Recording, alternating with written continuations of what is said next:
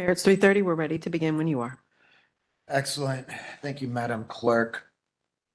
Let's go ahead and call to order the City Council Comprehensive Plan Workshop Meeting of August 5th, 2025 at 3:30 p.m. Roll call. Councilman Werner. Here. Councilman Gleason. Present. Councilwoman Leonard will be either late or absent. Vice Mayor Langowski. Present. Mayor O'Connor. Present. We have a quorum. Please join me. Pledge. I pledge allegiance To the flag of the United States of America and to the republic for which it stands, one nation, under God, indivisible, with liberty and justice for all. Please be seated. We have before us a comprehensive plan update, administrative, future land use and housing elements presented by P&Z. Welcome. Thank you. Thank you, Mayor. Good afternoon. Good afternoon. As I was mentioned to you, I'm very happy to be here conducting this first workshop for the comprehensive plan update. I am Nilsa Zacarias, Director of Planning of Chenmore & Associates.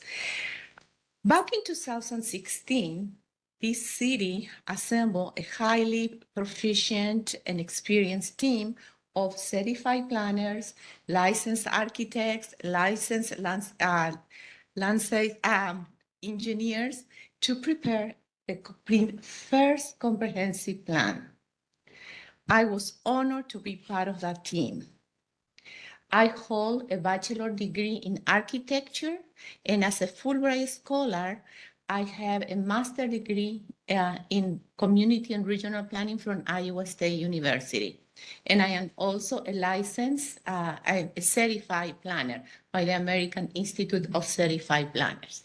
So I'm very happy. And this is just a slide to overview what is the process, what we have done, and what is coming through the pipeline. So the first thing is, as you all know, March 5th, 2025, we received a letter from the state saying that we need to update our comprehensive plan, and the deadline to provide is February 27, 2026. Then on April 1st, we conducted here an informational presentation to this council, just to the 101, what is the comprehensive plan, what is Florida statutes. So that was April 1st. And today, August 5th, is our first workshop. We are going to be presenting to you and to the public 3 elements: administrative, future land use, and housing. Then there will be a second workshop, September 2nd, and there will be transportation, capital improvement, and infrastructure elements. And then on October 2nd, all the other elements. So the plan is, here's the planner talking, the plan is to have December 2nd, the LPA and the City Council transmittal hearing. So after we send this, there will be 60 days within the state, and the other agencies will review the plan and will provide a report. The name of the report is ORC, Objection, Recommendations, and Comments. The whole plan is that by February or March, there will be a second reading and the adoption of the comprehensive plan. So just for the public, okay. We just wanted to go very briefly through these slides, which we already presented on April 1st with regard what is the comprehensive plan and why is it important. So as just for refreshers, it's part of the Florida Statutes 163 that mandates that all local governments must have a comprehensive plan. So the current state department is the Florida Commerce. Used to be DEO, Department of Economic Opportunity. Now is the Florida Commerce. I love graphics. So this graphic represents why it's so important, our comprehensive plan, because the comprehensive plan is the basis to prepare our zoning code and needs to be also in compliance with our budgets, programs, and strategic planning. Every 7 years, the state says, hey, you local governments, open your comp plan and see if you need to update it. So the updates are, why do we need to update it? Because there are Florida legislation, new Florida legislation, or new conditions or anything that is warranted an update. Again, this was March 12, 2018, was actually our comprehensive plan was found in compliance with Florida statutes. The comprehensive plan has all those elements or chapters and has two parts. One is the policy part, which are the goals, objectives, and policies, and the other part is the data and analysis. The data and analysis serves like the staff report. When we send the plan to the state will look very closely the data and analysis, all the projections, all the analysis, because those policies need to be supported by the data and analysis. So they are linked. Okay, now we are going to focus on these three elements. Just again, to remember what did we do in 2016 when we started this city, there was a vision. The vision was 5 key areas: protect the residential neighborhoods, provide diversity of housing, promote a vibrant mixed-use district, support employment hubs, and embrace parks and open spaces. So at the time, I put together this graphic. As you see there, Seminole, Pratt, Whitney, and then as you go through, the height is much lower as you go through in the neighborhoods. This graphic represents how much we are protecting the neighborhoods, and also the tree planting throughout the city. So this is a conceptual graphic that shows the highest buildings will be on Seminole, Pratt, Whitney, and then, go toward the neighborhoods. So this graphic also shows, oh, you didn't see the previous graphic, Mr. Wagner? No, this was the graphic that I was speaking about. Yes, Oh, okay. Name tags upside down. I can see it. Okay. So this was a graphic Wanted it upside up or not. that I was spoken about. And then it was very interesting. When I was preparing this PowerPoint, I went to the slides that we used in 2017 to prepare the first comprehensive plan. So this was part of the vision, part of the comprehensive plan. Basically, as you see there, the yellow arrow, that is Seminole Pratt Whitney Road, and flank on both sides, there will be businesses, restaurants, to provide that vibrant downtown feel that we would like. So these were also slides that I took from the previous 2017 presentations. As you see, we were looking forward to have corporations, employment hubs. Let's talk about the vision. Unfortunately, the light is very bright, so the slides are washed out. But this was part of the vision of the downtown area, generate successful, vibrant downtown at the city of Westlake. As you see, restaurant, outside seating, definitely promoting walkability. City people, just be walkable friendly. That was the whole vision at the beginning. And that's what it still is. So also for the downtown area, we were looking forward to support open spaces, vibrant community areas to gather. The architecture overall is very important because we wanted to support human scale architecture with arcades or walkability. Oh, thank you. Oh, thanks a lot. Yeah, that's perfect. Thank you. Also, the idea was to take advantage of the lake, have views or restaurant or open space toward the existing lake that is in the downtown area. These 3D renderings were used just to put, yes? When you refer to the downtown area, that's the entire strip along Seminole Pratt? Well, that's the mixed use downtown, but specifically when we refer is the one that we defined in the zoning map as the town center. Okay, I Yes. don't get that. Understood. Yes. So overall, this is the view that we were promoting for the town center area. So that was, I thought that that was important to have a refresher.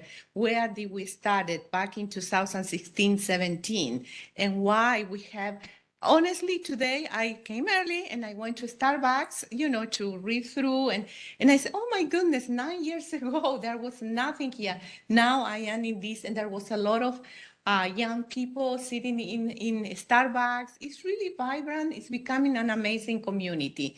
So basically, the vision is getting real. So let's talk the specifics, administrative element.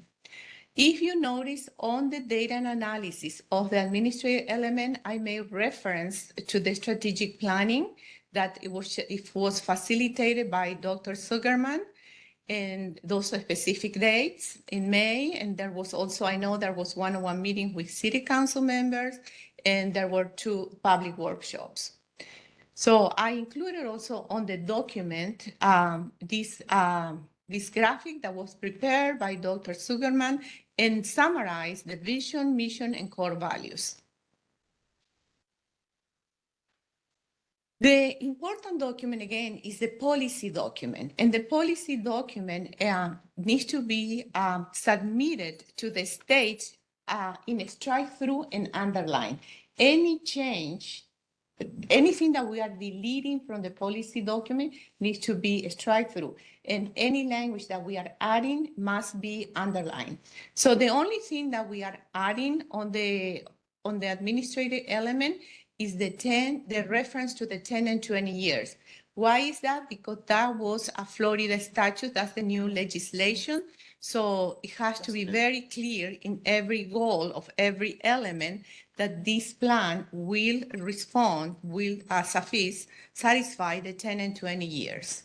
So that is underlined. And then this policy 116, I updated that to reflect also the change. As you see, the existing language is reference to 2018 and 2038, which is not any longer.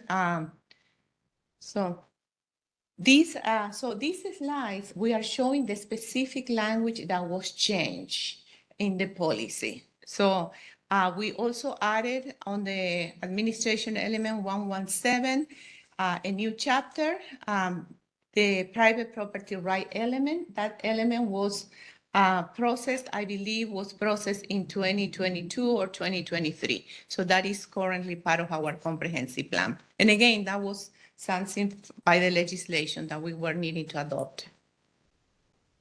So now we're gonna move forward to the future land use element.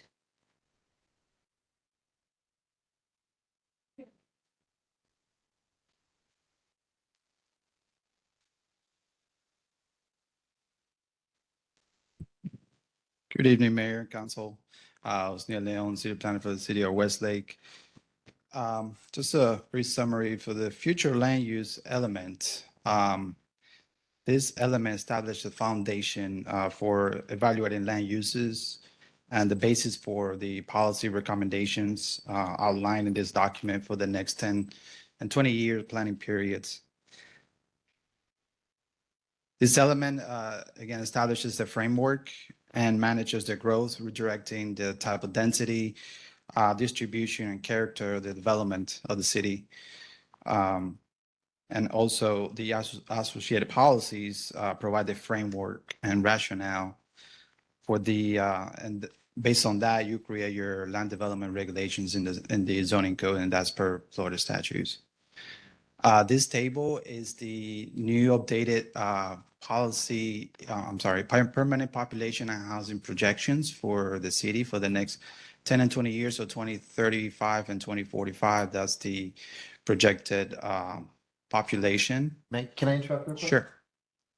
So how do you reach this formula for the population? I mean, 7,200 homes Right. at 17,000, that's like what, 2.2 people? It's person per household is 2.70 Is based that on a the new standard updated rate. formula? Where did you get that from? So it's an average between the CCDs. The CCD is the pockets. It's actually spelled out in the future land use data analysis, how we come up with these numbers. Okay. But basically you get the projected housing units, which is 7,200, and you multiply that into short brief summary for the PPH. You also How have to, accurate is that figure? it's pretty accurate. I mean, if you look at the previous Census, right? So like if you go back also to the have to get the census- census, but if you look at the previous updated figure, the previous figures, the numbers pretty much are very close to what we have now. If I recall, Mr. Mayor, I think it's either 2.63 or 2.65 Yes. times the dwelling unit is our population, based upon the last census. In other words, when you back in the numbers, you look at the data, it's about 2.65, 2.63 is what it is. So if we're using the average of 2.7 based upon Yeah, the other documents, we're probably in the ballpark. I just have trouble It's believing that. it's only the PPH. It's a formula. So you have the PPH. You have to take into vacancy rates. You have to take into seasonal housing rates. Right. So the vacancy, you take the PPH, the vacancy rate, and the seasonal rate are averaged derived from the Royal Palm Beach, West Jupiter, and Western Community. That's the CCD. And that encompasses, and also the Sunshine Parkway from the 2020 census. But why wouldn't So it be you- taken specifically from Westlake? That's how it is generated. Really? Yes. And that's, 'Cause I don't think that number is accurate, No. personally. Would be higher. It's an estimate. Yeah, it's- again, it's these are probably projections significantly and estimates. Nice numbers that are pretty much standard across the state, and all comprehensive master plans and stuff use the same database to do their calculations and projections. All right. If you That's the way take it's the, done. if you take the 23 population that was in the former, the current plan, which is 4103, and the current number of housing units shown in 2023, it comes out to 2.6. But I have a Yeah. question about this one too. Mhm. In the comprehensive plan that we now have, and I've heard this number mentioned many times by the city manager, it indicates 6,500 units by 2038. Right. Here you bumped it up to 7,200. Right. And I'm curious how that came about. We introduced multi-dwelling units, right? These are projected units based on the, yeah, so the 7,200, sorry, the 7,200 units, these are projected dwelling units based on the level of service, and also the city manager also provided that figure, and that's how we calculate the population. And it's also based upon historical projections. We're at a point where our growth is going to slow for a little bit. So instead of being the 400 to 500, almost 600 units per year, we're going to be dropping back into 350 to 400 units per year going forward. Because every master development goes to a period, and then the last piece of it slows down. So, and we're going to look at a drop. We'll probably be in the 350 to 400 range going forward per year. So if you look at that as the potential number that we can have out there, you'll get to about 7,200 by 2045. Okay, yeah, I don't have any issue with the difference, but in my opinion, it's low. Hmm. Because do you take into account the non-residential zones where you allow for residential density? I mean, how can you project what that's gonna be?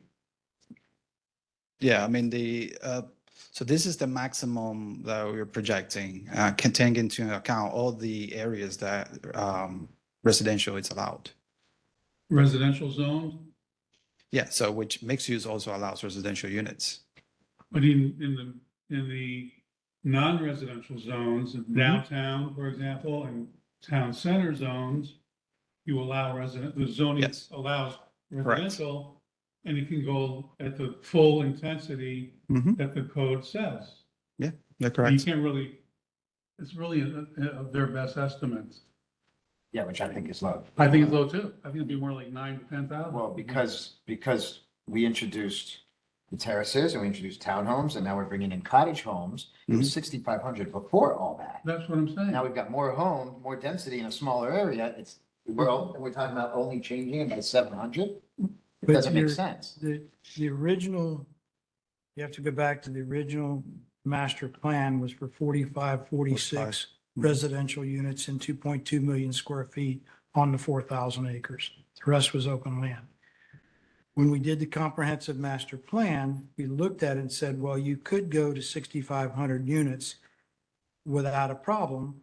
And we baked that into our projections. Now we're saying, yes, we're at our 45, 46 almost now. We will be going probably to 7,200 plus. But if you go and you throw in 10,000 units and you don't make it, you look like an idiot. You're better off to underestimate what your growth is going to be and then exceed it.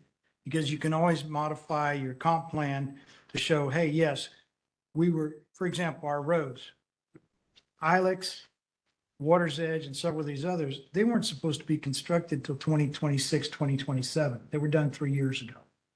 So it's always better to come in and deliver way ahead of your potential schedule than to promise something and then come back and say, well, we never got there. And If I may, do these population figures factor into traffic counts and road widening and all that? correct. So that's why we need to really anticipate more than less, because we're going to put ourselves into.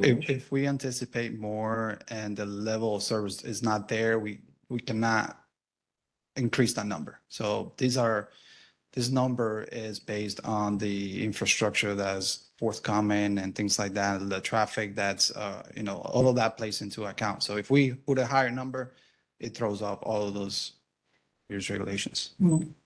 We have more control over the water, sewer, and the local roads, but not Right. the county roads and the east-west access.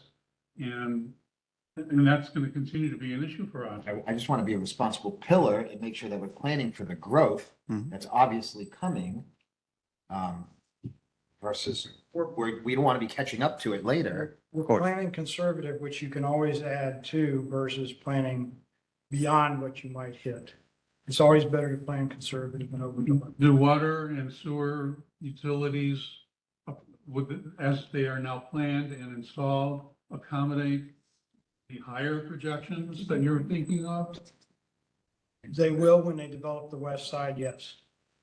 Okay. Because the east side is already developed in anticipation of 6,500 units, basically on the east side.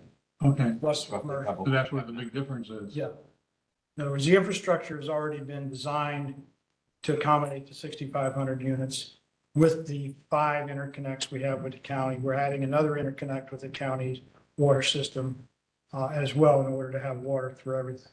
When they start developing the west side, all of the infrastructure there will also be able to accommodate whatever is built out on the west side. Elsa, Yes, I was just going to say, like Mr. Warner said, the existing comprehensive plan is projecting 6,500 units for the year 2038.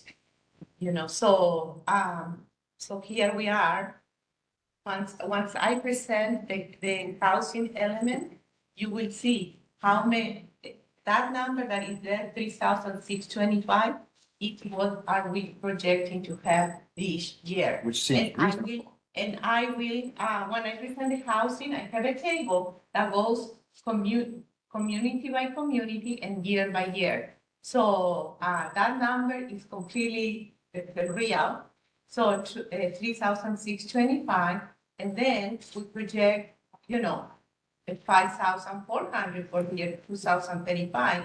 And for the year 2045, 7,200, which is continuing, which was projected on the year 2038, supposed to be only 6,500, but we are projecting for the year 2045, which is continuing this, this projection as it was before.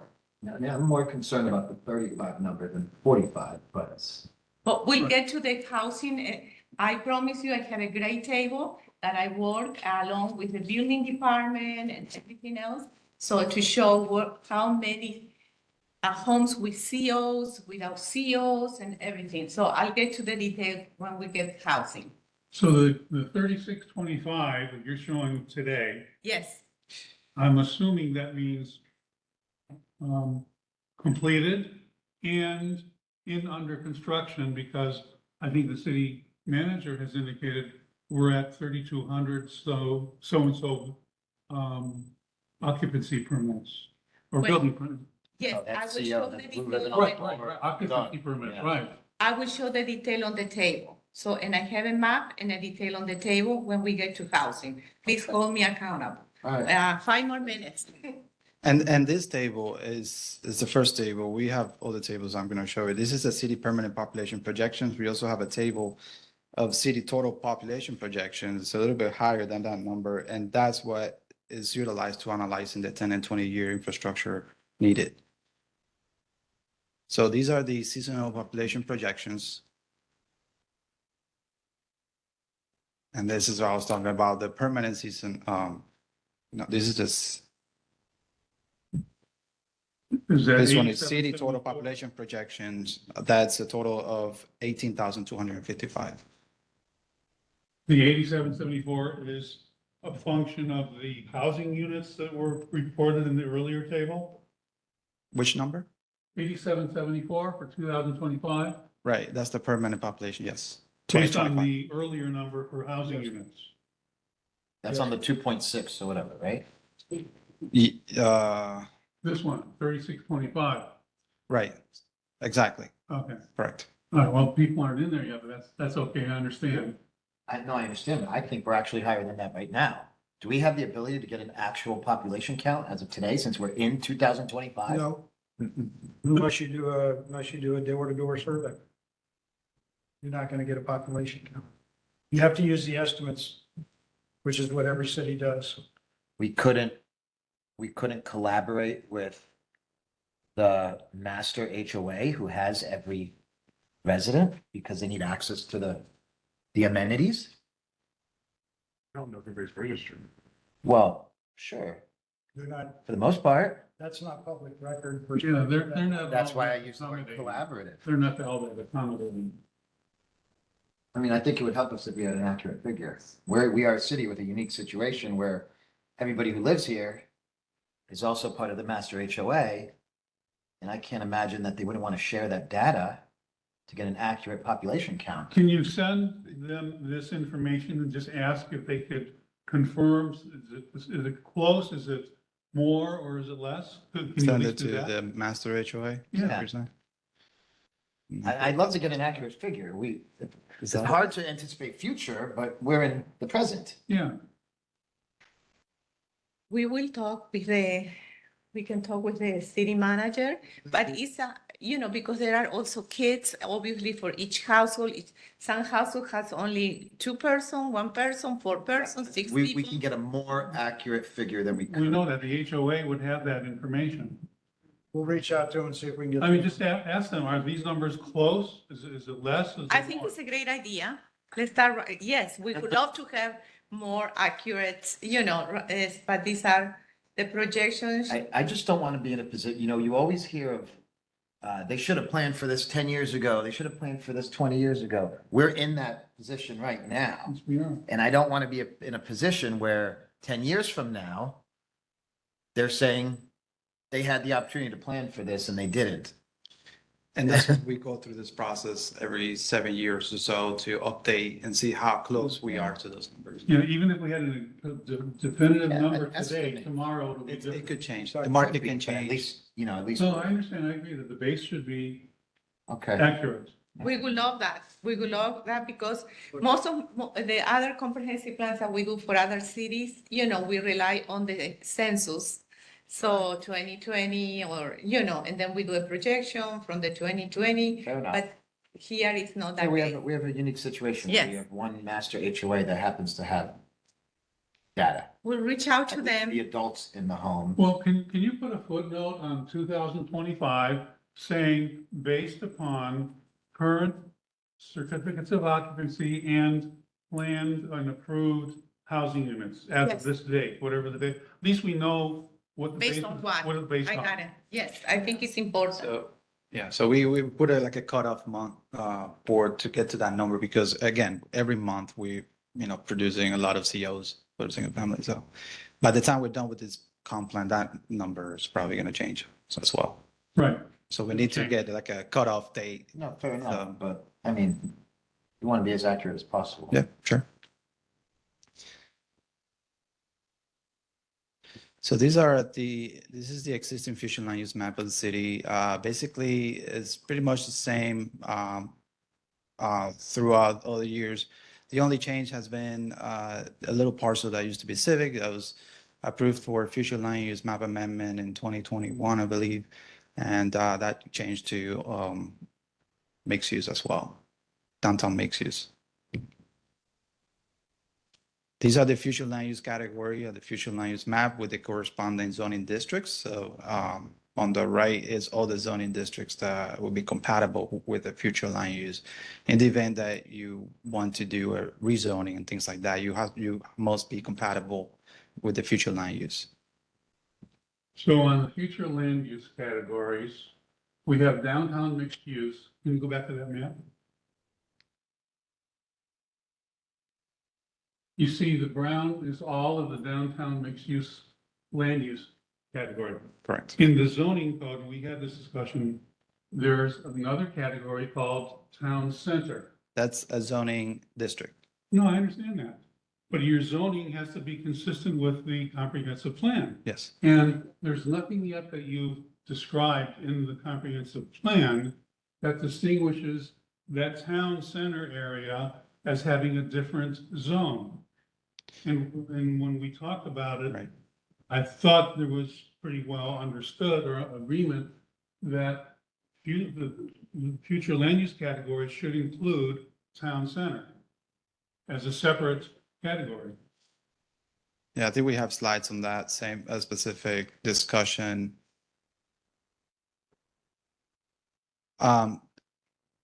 Again, the town center, center is a zoning district. So in that specific, that's in the zoning code. Yeah, So we thank have- you. I understand that. My point is, when you look at the entire brown area, Right. how do you determine town center should go where you're showing it in the zoning code? What distinguishes that area in the downtown mixed use category to be town center? Because the downtown mixed use encompasses all that area. The only way for doing what you're saying is creating a new future land use just as specific for that specific area that you're talking about. That's the And I would TC. suggest that to the council because I agree that that's the right place to put town center. But who's to say someone down the road might want to put town center somewhere else within that brown area? We have a zoning map that is extremely specific and we can put it on the screen where it shows exactly where is the town center. Is the last slide? The last. Yeah, go. Yes, I understand that. Yeah, but I wanted to show I know you If understand. you're not understanding my point to the council, Here it is. you have downtown commercial, which is the brown. Is that what it's called? It's called mixed use. This is the zoning map now that she's showing. In the yellow there is town center, that's like the center area for our city. But if you go back to the future land use map, you have all that brown area, and there's nothing in the comprehensive plan that suggests that that location where you showed the yellow should be there. There's nothing in the plan that says, there's a reason why we're putting it there, and that's why I'm suggesting it be a separate future land. use. Why would there be a problem doing that? One of the reason is this. Look at the zoning map shows the details. The land use map is like the big paint, the big straw of a big brush. So, and then what is the difference between the zoning map and the future land use map? Because the future land use is comprehensive, the future land use map, and the zoning map shows the details. So, and that's the reason I included this map and the future land use. More yellow. More yellow? Yes. I mean, The yellow is the town center. I understand that. I'm just for the sake of arguing with her. You have all the other brown, which is brown on the future land use map. So the only detail changing you're talking about here is town center. I don't understand the reason why it would be a problem from your standpoint. Well, there's also civic and education in there as well. In Okay. the zoning map, All right, which is in downtown, which is in the mixed use area. as all well. right. So there are several differential. Is there an issue with adding town center to the future land use map and making it the same as the zoning map? Well, it's not a practice in general in planning because the future land use, again, is more comprehensive and includes different things. And then you put the details into the zoning and into the zoning map. So this is showing in general. And if you look at this map and you look at the zoning map, let's go back to the zoning map. There are many other things, others, you see, you have all those different colors in, there is civic, there is much more, and that is a standard practice, planning practice. Let me ask you this, if we left the land use map the way it is, and we left the zoning map the way it is, that yellow can only be the town center, correct? Yes. I would take exception to that. Let's say I buy that yellow area Okay, and I don't want it to be town center. I'd like it to be the same as the rest of the mixed use area, the downtown.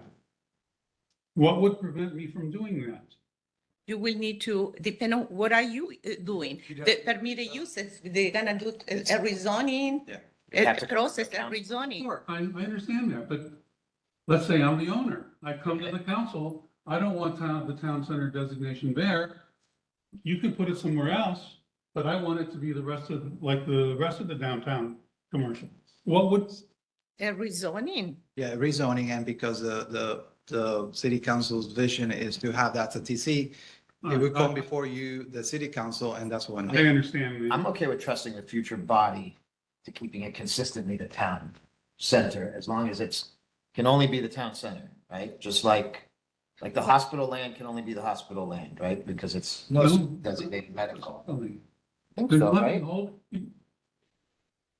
Either one of them would require a rezoning application, a rezoning. Right, it would have to come in front of this body to change. So they come and Right. they give you the arguments and you approve it.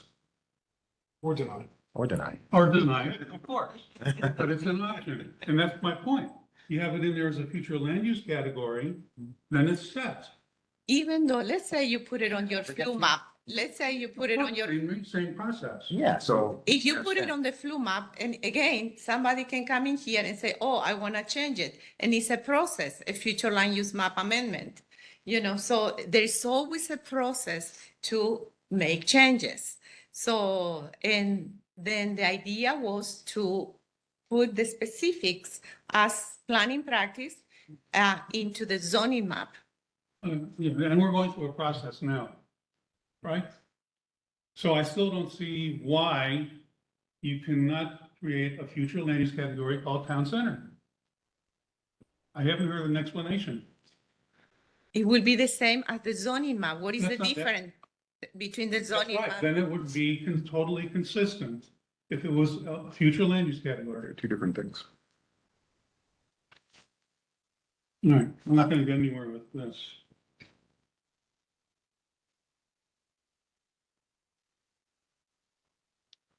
That's the last slide. I need, I guess I'm just not following. If it's not cemented in stone in the land use either, Well, of then course. what's the benefit, then what's the But point? it's got a little greater strength if it's in the comprehensive plan. It's got 7 years It's always gonna be a town So- center. before it's amended. But it's not, but according to his argument, it's not always gonna be a town center. The person who buys it can come in front of the body and say, I want to change the land Right, use. but if someone else wants town center elsewhere in the downtown, you can't deny them. I don't think you understand the Florida code. It doesn't lock it for 7 years. You can go back and modify your comprehensive master plan at any point in time. It's just that the state requires that every 7 years, You open it up and look at it and say, Right. are there anything to do? No, I understand But that. you can amend your comprehensive master plan any year you want to amend it. So it doesn't lock it for 7 years. They may lock it for 6 months to a year. Somebody comes in, the new council comes in and says, yeah, we want to change it to do X, Y, Z. They have the right to do that. Well, they'd have to change zoning and the They comprehensive have to plan, change the comprehensive master plan and they change the zoning, or they can Right. leave the zoning what which it makes is. it a much more complicated process. Well, if you're gonna approve one, you're gonna approve the next. So, I mean, I don't think it makes it any more complicated than, Depends what the public Just out, changing one. input is. well, yeah, but I'm just saying, if the public input is they want to change the zoning, they're gonna change the future plan too. It doesn't, I don't think it affects it one way or the other. All right, then why not change it? Why not make it a future land use category? Because why are we gonna create more work anyway? Doesn't create more work. They're doing the work right now. I just want to add, as you see here, every future land use category has multiple zoning districts. That's the planning practice. You typically don't have one future land use corresponding with just one zoning district. So it's just planning practice that future land use, against like Nils was saying, is like a more broader, and then you get into zoning districts.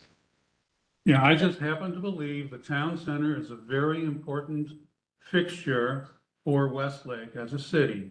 I see it as a central place for the community where there's going to be, as you showed in your illustrations earlier, is your vision, a lot of pedestrian dining, et cetera, and yet you just leave it very loose. Is there anything we can do as a city to even further safeguard that space as being the town center? Because I think we can all agree, we all want it to be the town center. So I'm asking staff if there's something we can do to even make it more ironclad that that's going to be a town center. I think this is the body that will decide if somebody wants to do a rezoning, body that will decide yes or not, you know? Right, but we don't own the land, right? Somebody else does, and they can choose when to sell it. So this body may not be here a decade from now, and I'd like, if possible, to further safeguard it, if that's a thing. Yeah, See, thank you, Mayor. That's a good point. Right? I think the one possible thing you could look at is in your zoning code and the permitted / conditional uses, you could look at what those uses are by permitted, change some of them to conditional, which would further restrict what could be developed on that property. We that can look at that. Is that accurate from the actual planners? Yes, we can, again, like it's the zoning, actually, I printed out today, I was looking at the zoning for the town center, and it's a number of uses, restaurants, you know, shops, this and that, and they are permitted by right, most of them. We can look at it. I think what is fair here, after we adopt the comprehensive plan, I think it will be good to go to the zoning code and make sure that all those provisions are present on the zoning for town center, the town center zoning district. You know, this is what we discussed already on the 101, that there is room to put additional provisions on the zoning to further, you know, provide for specifics. What is a zoning overlay? Explain that concept. Okay, that's a great concept. I love overlays. We just work on an overlay in Tecuesta. Oh my gosh. Let's talk about overlay. first. Okay, yes. So the overlay is, for example, you have in Tecuesta, I'm gonna speak about Tecuesta. US 1 is one zoning district. And then the village wanted some specific conditions for US 1. So we created an overlay that will apply. Basically, if somebody buys a property in US 1, they have to comply with the regular zoning code plus the overlay for that corridor.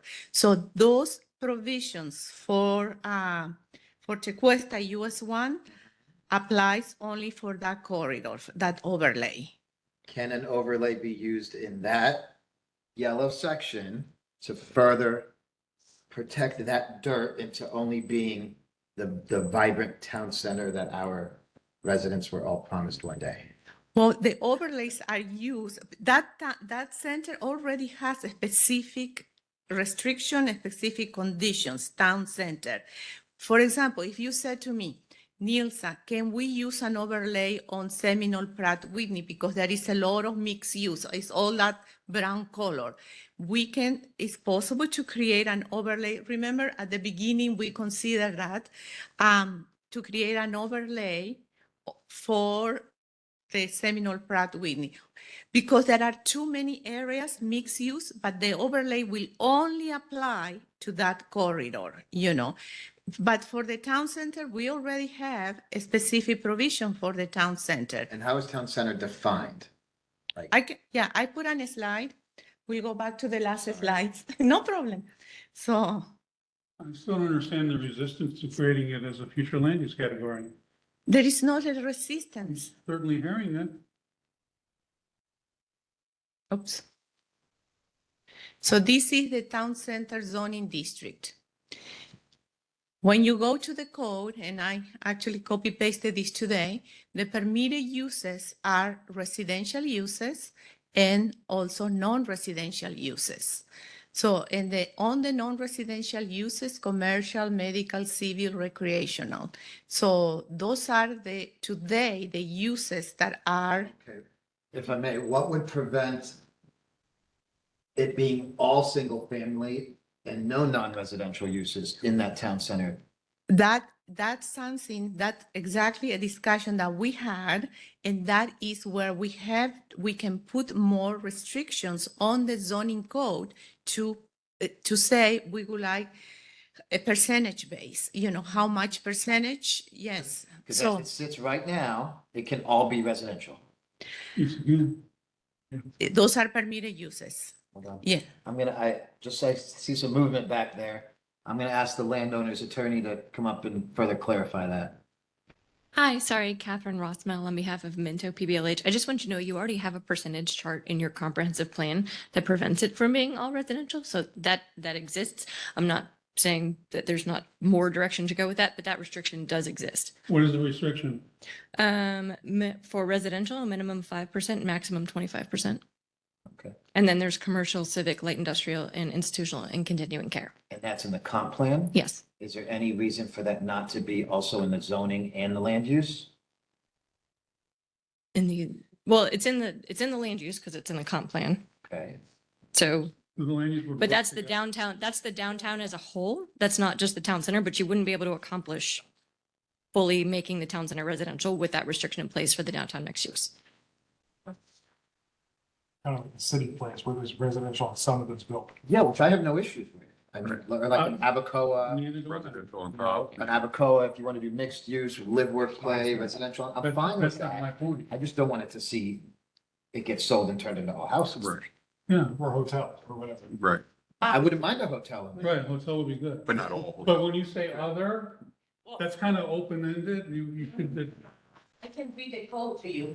I just want to share with you, you have in your package the goals, objectives, and policies.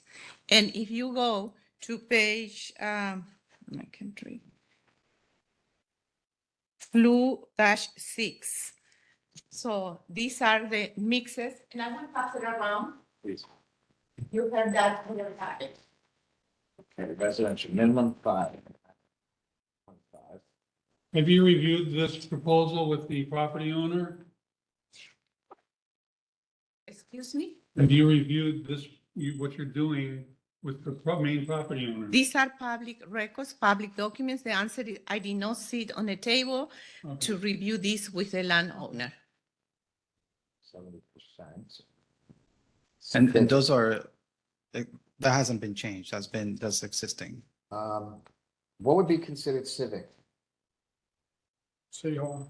Yeah, city police. Okay, and this is not necessarily a specific town center property, or this is all of the downtown district? All mixed use, all the mixed use area. Okay, do we have a chart like this specifically for the town center?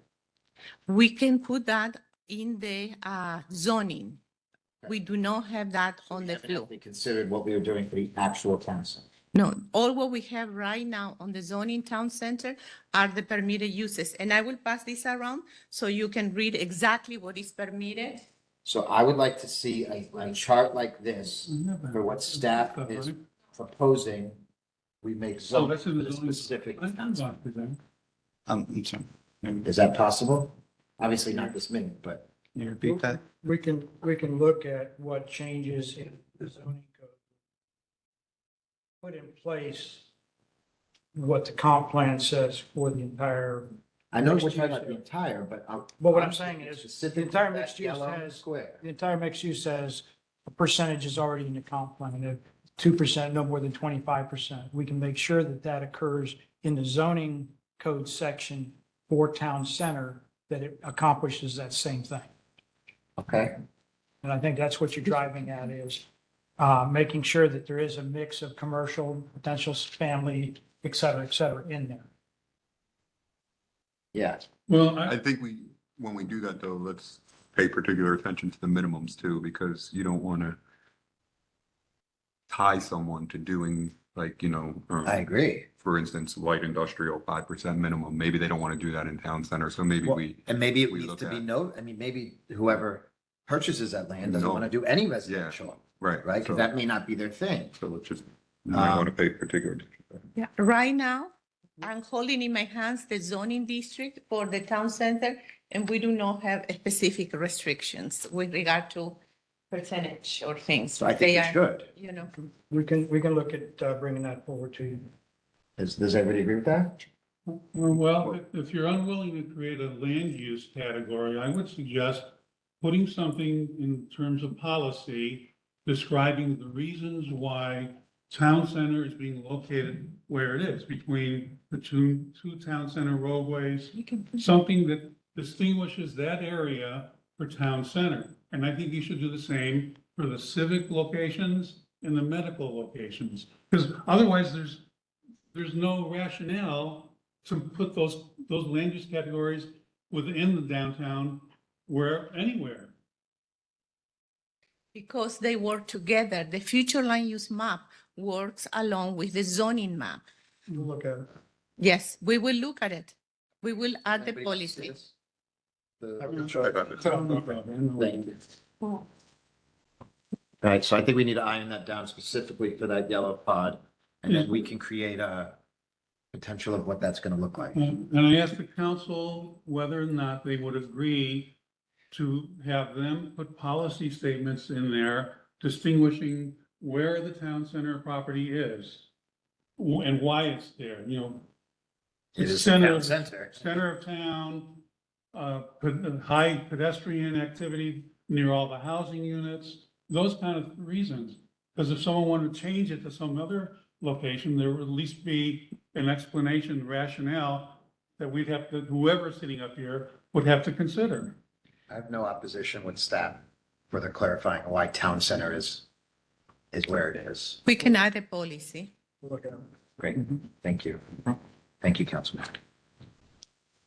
All right, so we're.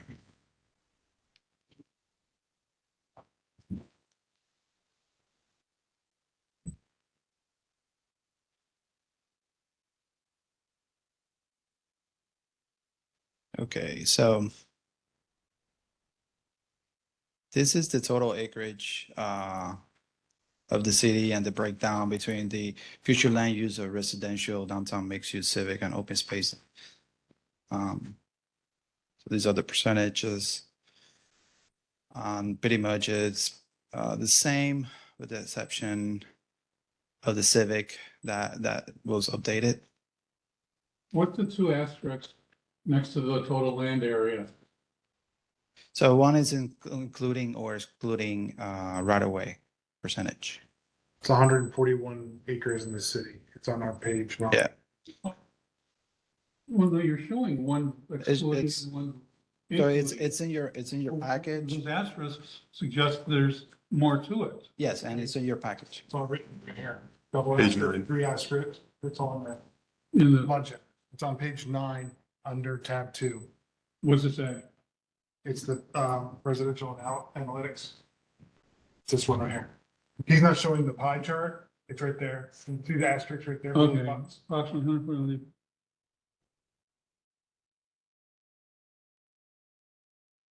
Okay. Okay. And so I'm gonna, the next few slides are new policies that have been created for the council consideration. For goal blue one, again, this is per Florida statutes, actually. This is the 10 and 20 year that it needs to be reflected. And then policy 1.69, this is a new policy that's being created and be happy to get any feedback if the council wants to. Is that a state requirement as well? No, So you guys came up with that? yes, We are proposing. this is this a proposal. To your consideration. Specifically adopting design guidelines, Mhm. where, like, what are those guidelines? What are they composed of? What are we trying to? Again, this is a guiding policy for the zoning code to utilize this and implement new regulations. Many municipalities, they have, when a developer arrives, they have a design guideline. So they know already the type of colors, the type of materials, what is the look, what is the feel that the city would like to have. Basically, it's a document, it's a report where we'll, like I said, that provide a framework for consistency and predictability. You know, so the Village of Tecuesta, for example, I prepared one for the Village of Tecuesta for the Beach Road corridor because it facilitate development. I mean, wouldn't that all be specifically laid out in the code? And Excuse me, what's the question? Wouldn't the design guidelines also like be specifically laid out in the code? No. The size of I think it's signs more and. specific. No. The- It's structured, architectural, Mhm. it's paving. a good, that paver. was like, I was gonna mention, For a good the example of the asphalt. Just paver. whether it looks, does it look Here we go. island, northeastern, is it western, those kind of guidelines as to what the look and feel. Right, if It's you want the town center to be a certain architectural look, different than the housing, Right. et cetera, et cetera. That would be your guidelines.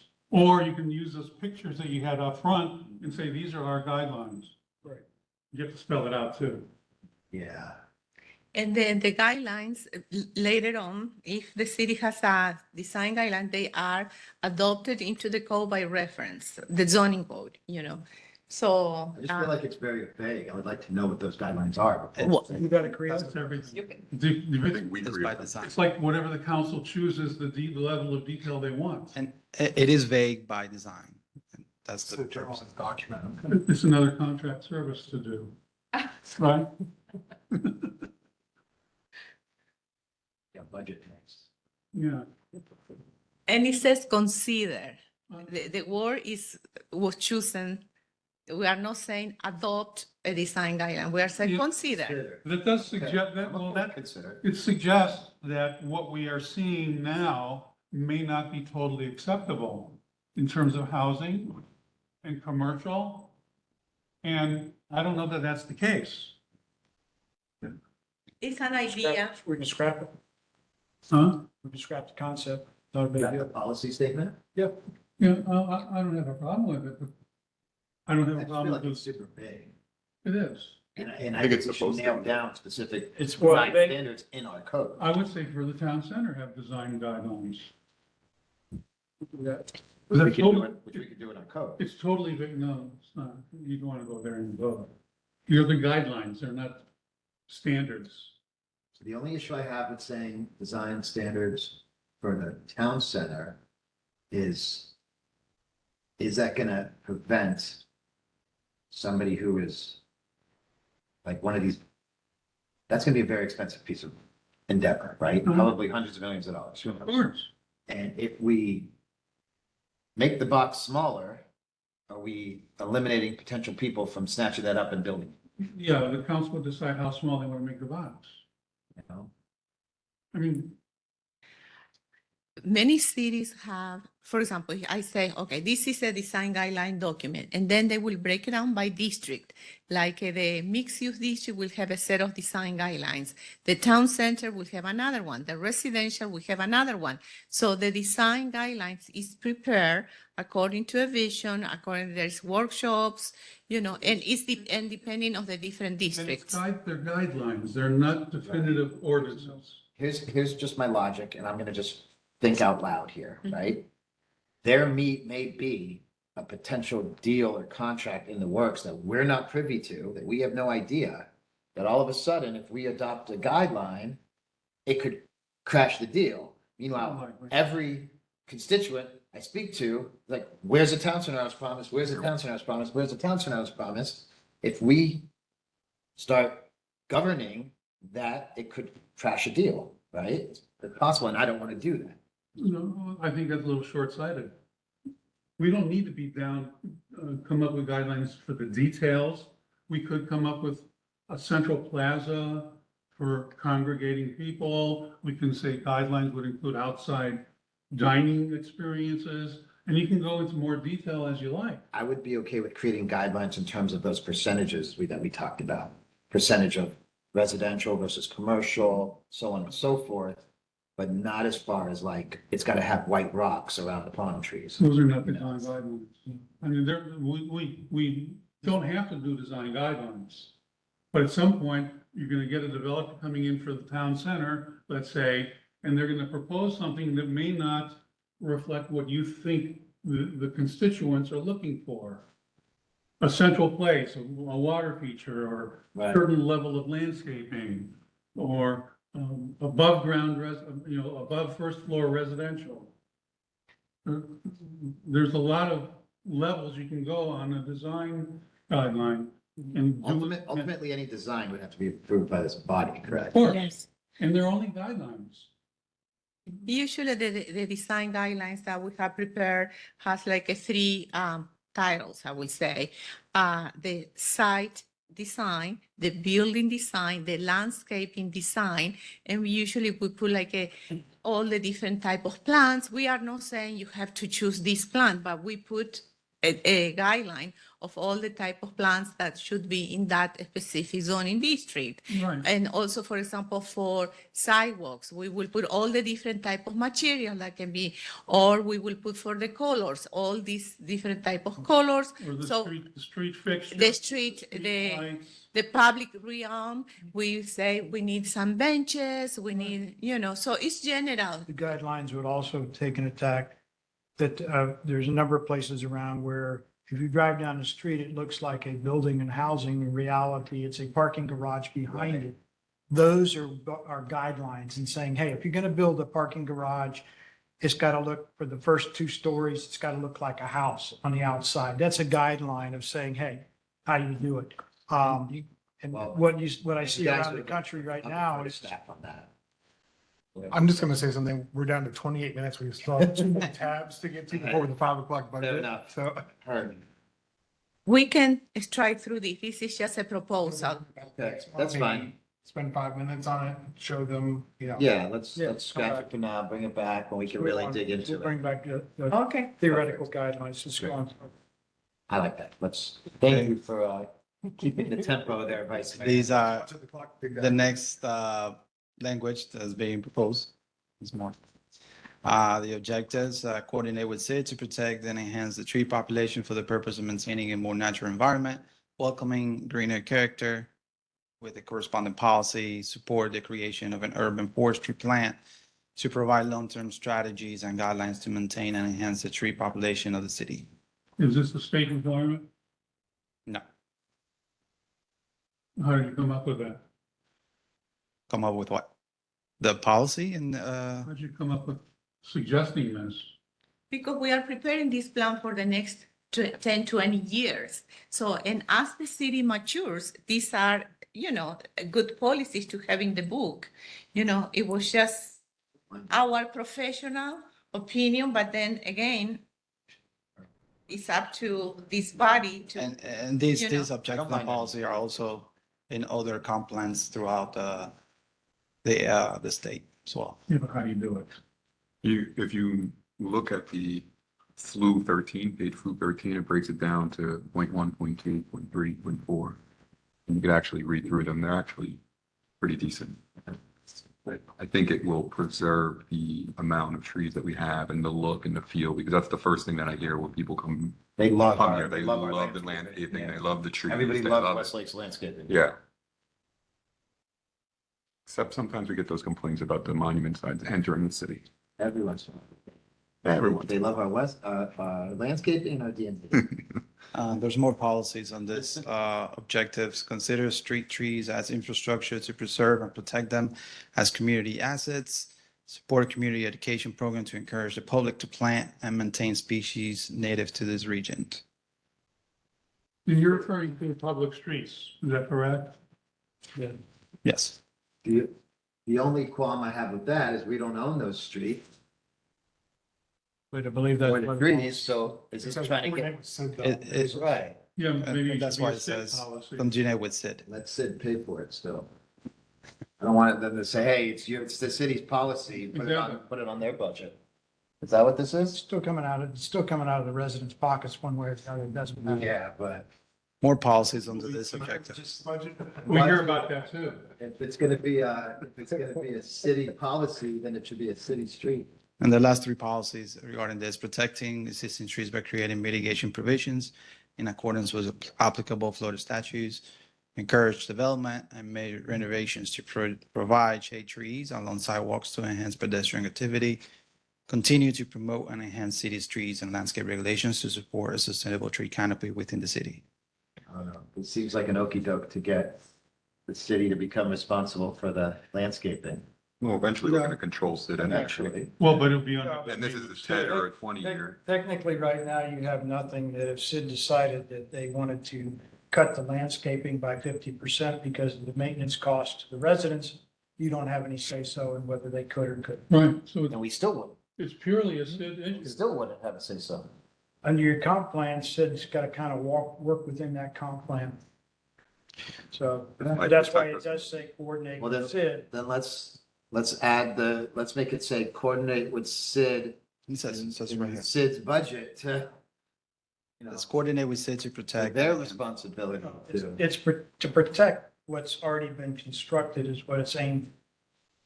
And why It's would, just a workshop, right? So Yeah. we can fine tune this language later and make it more Sid friendly. Westlake Well, friendly, Sid budget really, friendly. more you're Westlake. not gonna get past that same issue. It's a SID responsibility. Period. Even when the city absorbs SID, it'll still be a SID responsibility. Right, so it doesn't go Right. away. Yeah, but the policy can further clarify that. Right. It should be a SID policy. This is a generalized document. This is not our, internal, we have that internal stuff that we do. This is just a broad document. This is Right. not setting, oh my gosh, we have to follow this rule and this rule. That's something totally different for our code that we have. This is just a generalized document that people look at and see. It's an aspirational document. That's the vision of the city, the big We brush. don't have to get into the nitty gritty on this. This is Well, not should what we this put something document in is. here about absorbing SID then as a city obligation? It's in the permit. That's a That's a charge. general statement Yeah, too. that was okay by the legislature, yeah. Well, it's part of the, It's part of the chart. It's part of the Coordinating constitution of our city. yeah, the intergovernmental agreement. But it's not in here. It's in the charter. No, I understand. That's the Well, we could do that in, charter. we could do that in a year, 7 years and add that in. You know, I'm not suggesting that. I'm- Okay.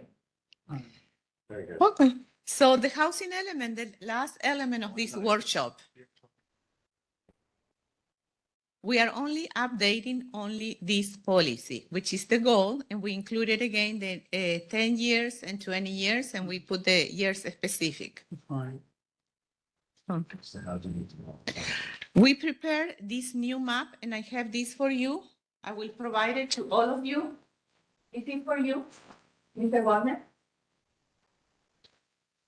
Thank you. Thank you. This is our neighborhood map. Here, Mayor. Thank you so much.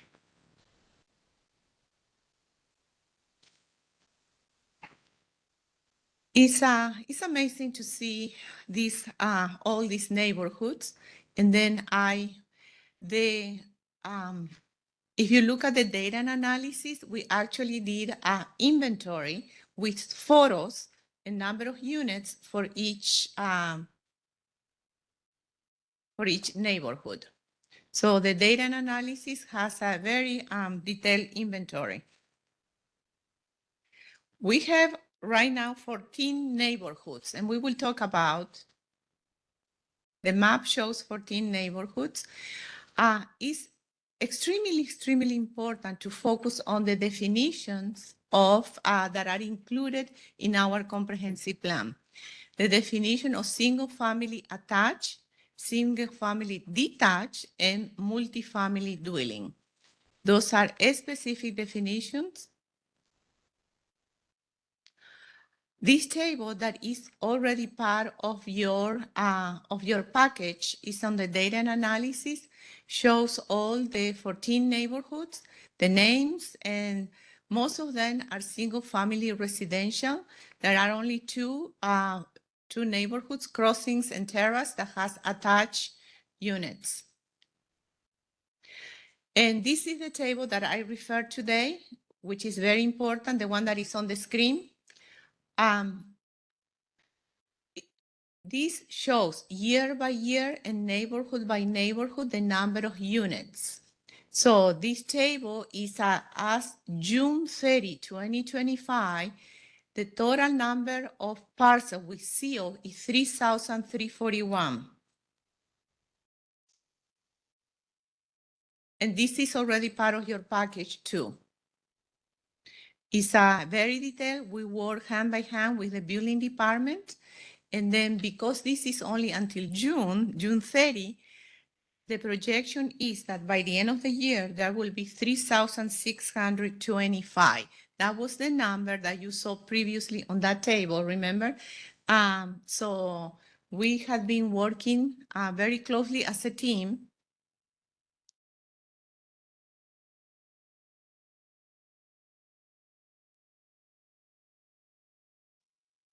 I will pass this. It's part of your package. Right, if you go back to that again. Yes. All That's fine. right, so it's 2025, Yes, that 46, what does it say? That 46 what?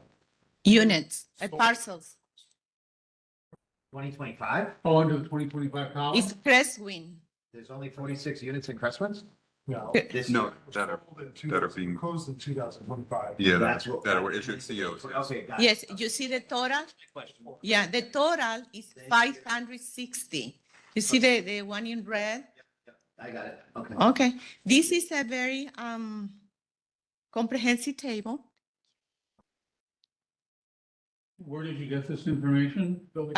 With the building department. We work very close with Does the the building. building department have this table, or did they put it together? They got the data, Niels put the table together. Okay, nice table. The raw data is there in the building department and also in the GIS information. The information. We consider that it's critical by now to know by year and by neighborhood to know exactly the number of units and everything. So, okay, and it's part of your package. You can look at it and. Okay, and again, this is the map with the projection. Remember you asked before, what is the projection for 2025, 2035, and 2045? So all the numbers are part of this. I don't think that, okay. So I will pass the slide. This is the projection for 2045.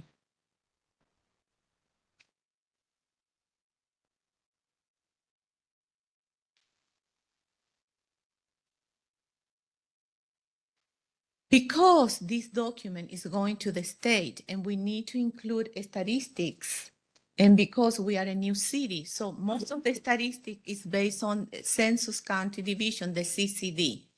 So a lot of this information is based on the, again, the surrounding CCDs in Palm Beach County. Have you noticed most of the housing are older in the surrounding neighborhoods?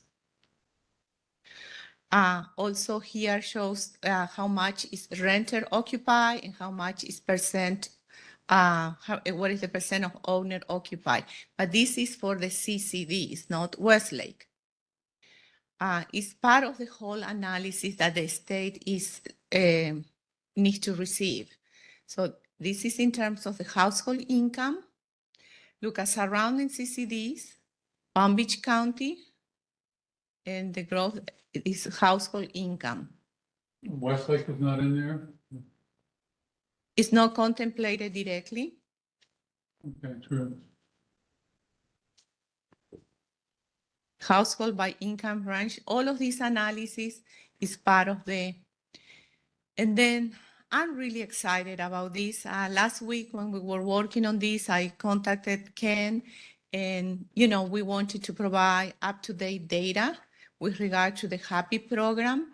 As you know, this ordinance was in 2017 and established a housing assistance purchase program, provides for down payment, closing cost.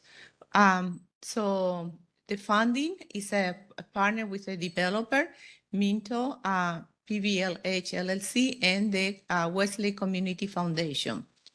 So I'm very happy to report. Battery dead. I'm very happy to report that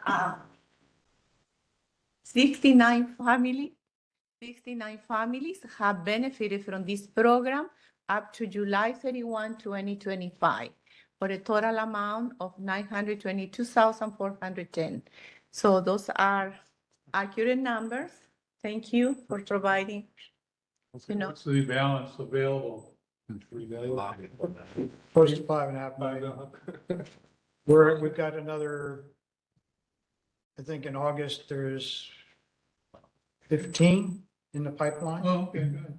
No, the terraces has really added a lot.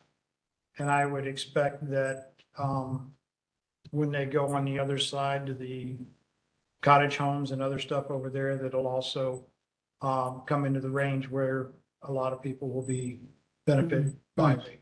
That'd be good.